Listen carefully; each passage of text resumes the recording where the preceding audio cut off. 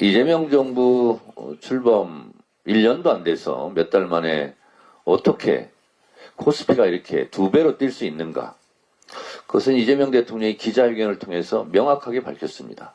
다시 말해서 코리아 디스카운트가 해결되고 정상화되기 때문에 코스피 지수도 그동안 저평가되었던 것이 정상적으로 평가받고 있는 거다. PBR이 윤석열 정권 때는 0.8이었습니다. 지금 1.6으로 뛰었습니다. PBR은 순자산 비율이죠. 맞습니까? 주식에 대한 평가죠. PBR. 순자산 비율이 2배를 정확하게 뛰었습니다. 그러니까 주식도 2배가 뛴 겁니다. 근데 그러면 왜 이렇게 PBR이 올라갔는가? 그래서 주식이 올라갔는가? 간단합니다. 윤석열 정권 때는 모든 게 불안정하고 불확실했습니다. 그 불확실의 구름이 거친 겁니다. 그래서 뭔가 경제는 심리인데 심리적으로 안정이 된 거죠. 국가가 안정되면서 경제 심리도 안정되니까 주가도 안정이 되는 겁니다. 그리고 언제 전쟁 날지도 모르겠다 하는 코리아 리스크가 해결되는 겁니다. 지금 남과 북 사이에 전쟁이 일어날 그런 기운이나 그런 위기상황은 없지 않습니까? 그래서 코리아 리스크도 해결되고 있고 또 주식시장의 불투명성 이런 부분도 해소되고 있지 않습니까? 상법 개정을 통해서 개미 투자자들의 가치를 보장하는 제도로 지금 가고 있지 않습니까? 그래서 지금 상법 개정을 더 해야 되는 거 아니겠습니까? 이러한 부분들이 당연히 주가를 오르게 하는 긍정적인 요소다. 이 모든 것이 국민들 덕분이고 국민들 덕분으로 이재명 정부를 출범시킨 그런 효과다라고 저는 생각합니다. 장동혁 대표님 단식하느라고 고생 많았습니다. 저도 단식을 24일간 해봐서 압니다. 얼마나 힘드셨습니까? 하루빨리 건강 회복하셔서 통일교 신천지 특검 합시다. 저는 국민의힘에서 본인들이 낸 법안, 본인들이 상임위에서 통과시킨 법안을 통과시키지 않겠다고 필리버스터하는 그런 코미디 같은 일을 보았습니다. 이 또한 마찬가지입니다.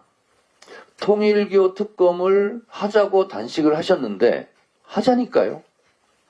그런데 통일교뿐만 아니라 신천지도 심각하니 같이 하자는 겁니다. 사실은 단식할 필요가 없는 단식이었어요. 그냥 민주당이 요구하는 대로 통일교 신천지 특검 받았으면 굳이 단식하면서 고생하실 필요가 없으셨을 텐데 병원에서 건강 회복하시면서 잘 생각해 주시기 바랍니다. 아무튼 모든 걸 떠나서 고생 많으셨습니다. 한덕수 내란 중요 임무 종사자에 대해서 특검 구형은 15년인데 23년을 선고했습니다. 이진관 판사님께 감사드립니다. 이진관 판사님께서는 사법부에 대한 불신, 사법부에 대한 명예실추를 어느 정도 회복시키는데도 기여를 했다라고 생각합니다. 그런 면에서 다행입니다. 근데 하마터면 큰일 날 뻔했습니다. 내란 방조범이 만약에 그대로 공소변경 되지 않고 갔다라면 이 부분은 처벌할 조항이 없다는 거 아니겠습니까? 그래서 내란 주요 임무 종사자로 처벌을 할 수 있게 되어서 너무나 천만다행입니다. 저는 한덕수 피고인에 대해서 이진관 판사가 이 내란이 성공할지도 모른다는 생각에 내란 주요 임무에 종사했다 하고 꼬집는 부분이 참으로 통쾌했습니다. 또 하나는 예전에 1980년 전두환 쿠데타, 전두환 내란보다 비교할 수 없을 정도로 훨씬 더 큰 피해를 줬다. 따라서 그때 했던 판결을 참고할 필요가 없다라고 말하는 것은 현직 판사로서 대단한 용기였습니다. 그런 면에서 이진관 판사에게 제가 아낌없는 박수를 보내드리는 겁니다. 잘 아시겠지만 우리 대한민국 헌법 11조와 84조는 충돌합니다. 11조는 모든 국민은 법 앞에 평등합니다. 그런데 84조는 현직 대통령은 내란 외환의 죄를 범하지 아니하고는 재직 중에 형사상 소추되지 아니한다 라고 되어 있습니다. 모든 국민은 법 앞에 평등한데 현직 대통령만 예외입니다. 내란과 외환의 죄를 범하지 않으면 형사소추되지 않습니다. 그러니까 11조와 84조가 상호 충돌하고 있습니다. 왜 이렇게 만들어놨습니까? 대통령은 국가의 지속성을 위해서 국가의 원수로 국가를 대표하고 그래서 대통령의 직책이 그만큼 중요하기 때문에 내란 외환죄를 저지르지 않으면 나머지 죄에 대해서는 재직 중에서는 소추하지 말고 처벌하지 말자는 취지입니다. 역으로 생각해보면 내란과 외환은 그러함에도 불구하고 현직 대통령 재직 중에도 처벌해야 된다. 그렇기 때문에 우리 헌법의 죄 중에서 내란 외환죄가 가장 중요한 죄입니다. 왜? 가장 큰 피해를 주기 때문에 그렇습니다. 그 부분을 이진관 판사가 명확하게 했다라는 점에서 다시 한번 박수를 보내드립니다. 오늘 1인 1표제에 대한 전당원 여론조사가 진행 중에 있습니다. 오늘 참 총무국장한테 보고를 들어보니 12% 정도 투표를 했다는데 우리 당원 여러분들께서 더 많이 참여해 주시기 바랍니다. 합당 문제에 대해서 한 말씀 드리겠습니다. 어제 저의 합당 제안으로 놀라고 당황하신 분들이 많았나 봅니다. 여러 가지 불가피성과 또 물리적 한계 등으로 사전에 충분히 공유해드리지 못한 부분에 대해서는 송구스럽습니다. 그런데 저는 그 송구스러움이 있었지만 이 부분은 당대표가 먼저 제안을 하지 않고서는 지방선거 전에 시간상 불가능할지도 모르겠다 하는 생각으로 사과할 각오로 제가 제안을 했습니다.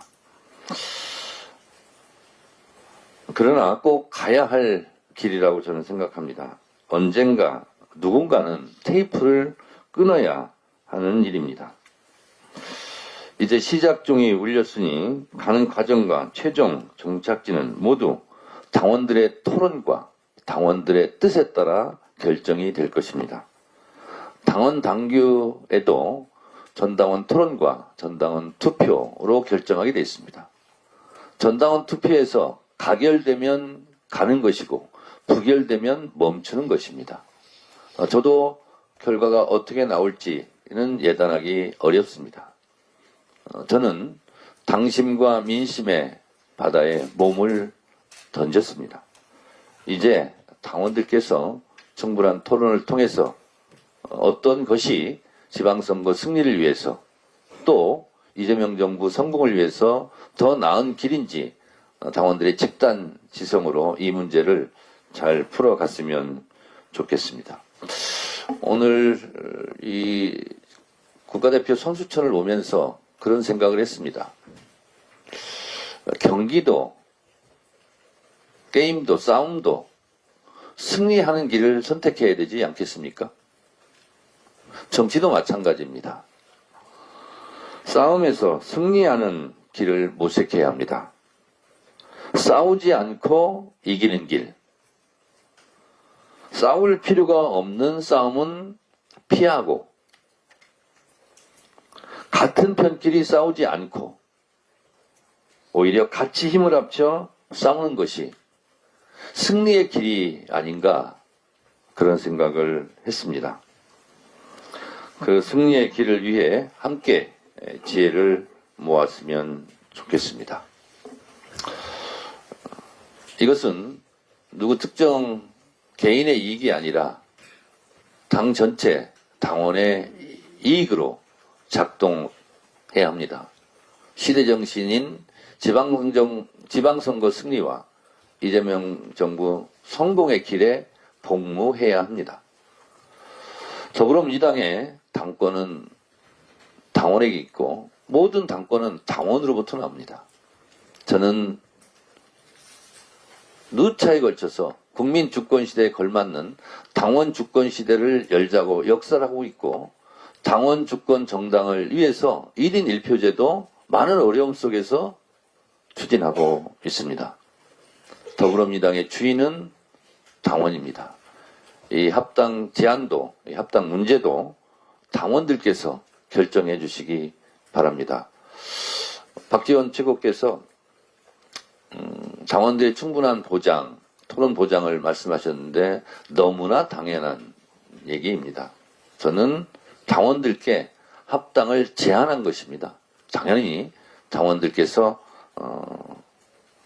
기탄 없이, 숨김 없이 전면적으로, 공개적으로, 투명하게 토론의 장을 열 테니 당원들께서 충분하게 의견 개진을 해주시고, 그리고 당 대표와 당 지도부 최고위원들은 그 뜻을 수명하겠습니다.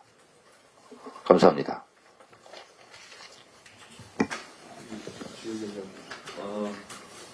마이크 켜지 마세요. 왜냐면 이게 시스템이